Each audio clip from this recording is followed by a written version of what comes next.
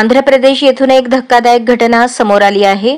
बापटला जिल्ह्यातील हैदराबाद विजयवाडा महामार्गावर बुधवारी पहाटे बस आणि ट्रकची धडक झाली। या घटनेत दोन्ही गाड्यांनी पेट घेतला। या अपघातात 6 जणांचा मृत्यू झाला।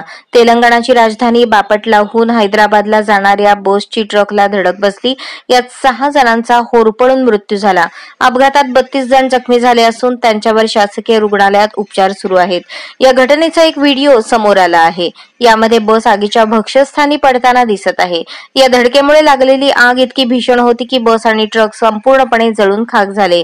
दुसऱ्या एका व्हिडिओमध्ये अग्निशमन दलाचे जवानही आग विझवताना दिसत आहेत। बापटला जिल्ह्यातील चिन्नागंजम येथून एक खासगी बस हैदराबादला जात होती। त्यानंतर हैदराबाद विजयवाडा महामार्गावरील चिलकलुरीपेट मंडळाजवळ बस ट्रकला धडकली। अपघातानंतर दोन्ही वाहनांनी पेट घेतला। अपघाताच्या वेळी बसमध्ये 42 जण प्रवास करत होते। महामार्गावर झालेल्या या भीषण अपघातात ट्रक आणि बस चालकाचा मृत्यू झाला। बसमध्ये प्रवास करणाऱ्या अन्य 4 जणांनाही आपला जीव गमवावा लागला।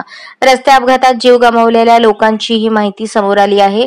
मृत्यू झालेले बापटला जिल्ह्यातील रहिवासी आहेत। मृतांमध्ये 35 वर्षीय बस चालक अंजी, 65 वर्षीय उपपगुंडूर काशी, 55 वर्षीय उपपगुंडूर लक्ष्मी आणि मुप्पाराजू ख्याती सासरी नावाच्या 8 वर्षीय मुलीचा समावेश आहे। उर्वरित 2 जणांची माहिती अद्याप समोर आलेली नाही। आजच स्मार्ट महाराष्ट्र न्यूज चॅनलला सबस्क्राइब करा।